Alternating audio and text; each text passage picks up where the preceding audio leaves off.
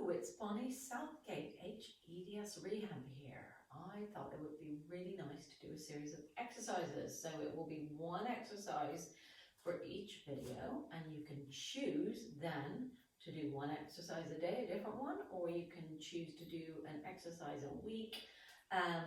So I'm going to start to send out a series of these videos, and you can start to chop and change which ones you like best.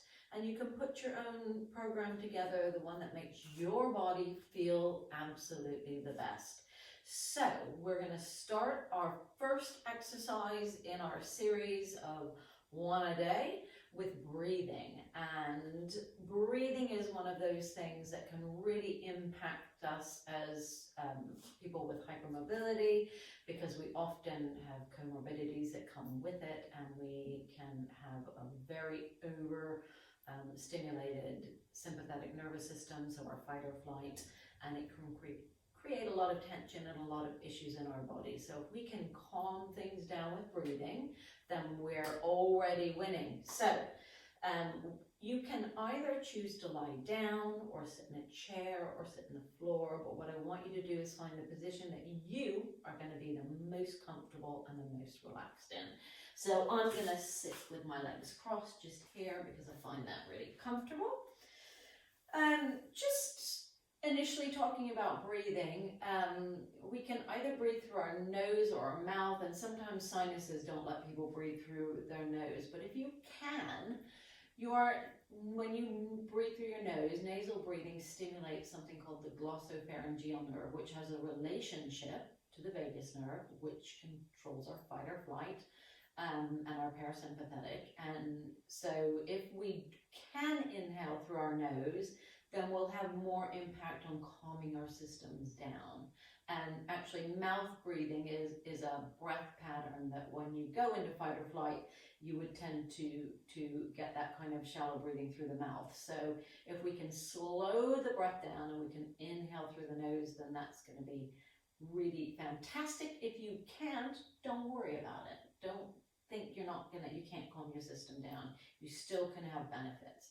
So we're going to start with one hand on our chest and one hand on our lower belly, and we're just going to see where we breathe before we do anything else. So this is going to be a bit of self-awareness in our first exercise. So you can close your eyes or leave them open, however you feel happier.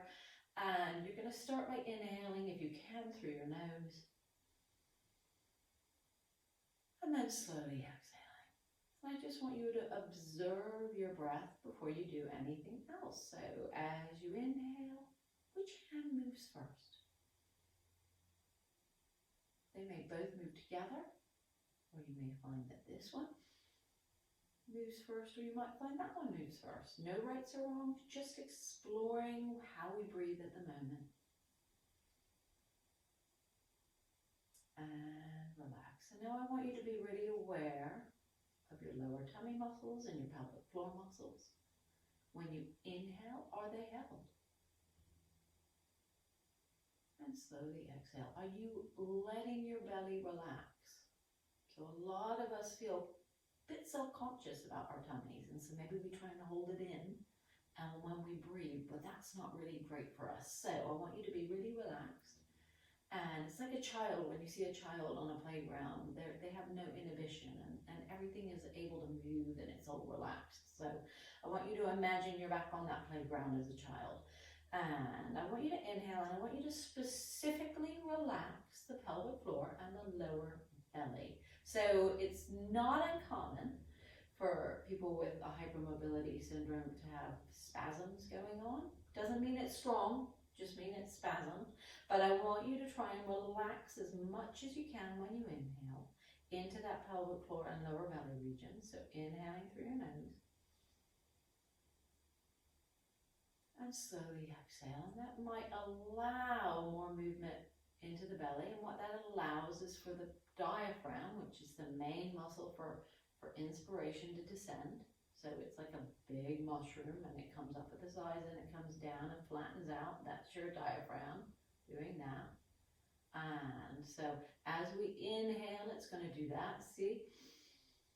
And exhale, and it's going to do that. And if you imagine that my ribs are around my diaphragm, diaphragm, my bottom ribs as I inhale are going to widen more than my upper ribs, and exhale and they're going to come back.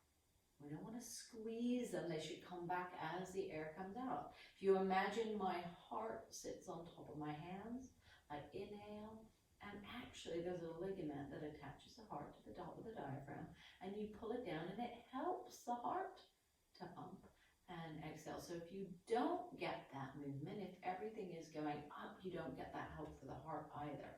So the more we can think about inhaling, letting everything relax and everything move, the more benefits we'll have from it. So inhaling through your nose, relaxing the pelvic floor, letting those ribs feel like they move sideways. Or like an umbrella opening front, back and sides. And as we exhale, slowly the air comes out of our lungs and the ribs come back. So we can think here, hands on belly, hands on chest, and as you inhale, does the air come down into the belly? We don't want you blowing your belly out, that's different, I don't want that happening either, we just want it to be relaxed. And then exhale. So that would be our diaphragmatic breathing, breathing in through the nose, letting everything relax down below, and that's a really nice way to get our systems to relax.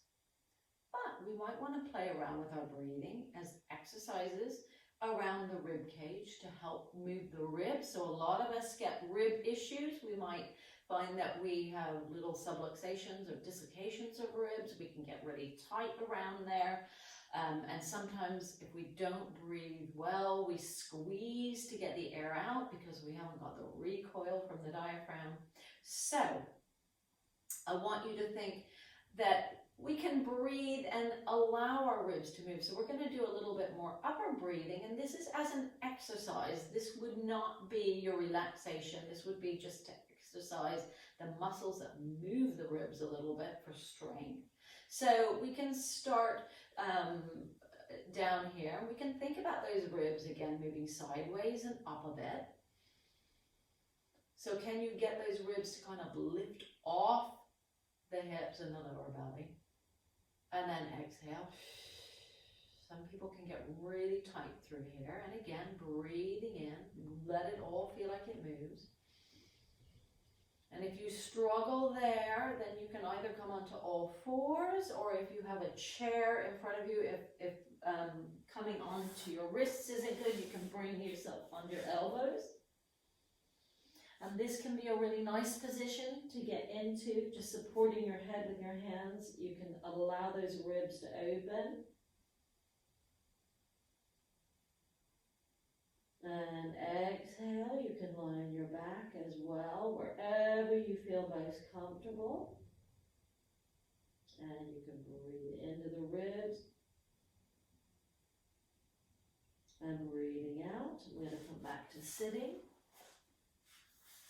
So you might find that's quite easy to breathe down there, but maybe you're really tight and stuck up in these upper ribs under the armpits. So you can take a breath in and you can start to expand there. And you'll feel like they lift up again, so like we were doing before, and we had our ribs, and as they open, you think, and breathing out. Elbows come down, so you can even take your hands on your shoulders and you can try and mimic the ribs and the diaphragm. So inhale and let everything lift. Go ahead and let the chest lift, and exhale, let it come down.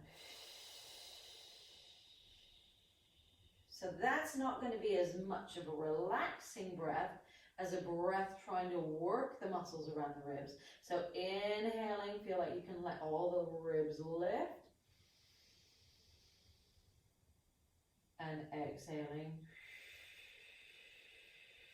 letting them come down. I also like to do this lying on my back. I find for the rib exercise, it's easier for me to do that there, and I can put my hands on my chest, and I can inhale, lifting it up. And slowly exhaling. So if you're somebody who's really squeezy around the ribs, then this is a really nice way to do it. And again, to lift up and let those ribs go wide and lift and open, and then slowly breathing out. And you could do alternating breathing, so you could try and breathe into the lower belly in one breath,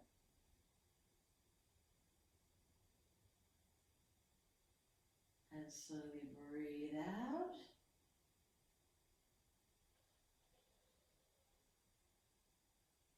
And my belly just gurgled there, and that's because that stimulates the parasympathetic and the rest and digest.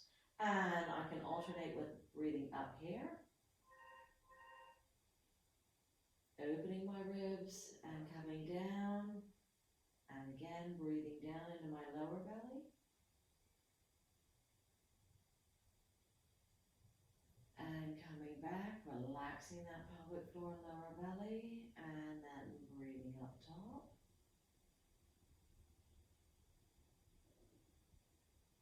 And breathing out and relax. Like I said, there's no right or wrong. And now I want you to finish breathing however your body wants you to breathe. Just inhaling. And slowly exhaling, and we're going to finish feeling that we really relax the body. And wherever you hold tension, think about where you like to hold tension, and inhale into that space wherever it might be. Slowly breathe out, letting everything relax. Feel like your back is relaxing, your hips, your legs, your feet, your shoulders, your neck, your face. One last time, inhale. Nice and slowly exhale.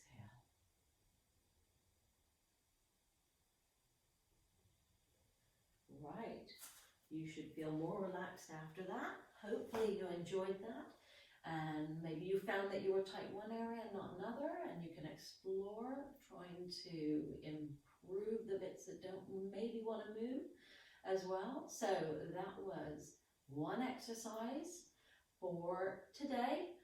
I hope you enjoyed it. It's Bonnie Southgate, hEDS Rehab here. Check my YouTube channel out, because I'm going to be putting a large series of exercises, one a day out there, and I hope to see you on there. Have a great day.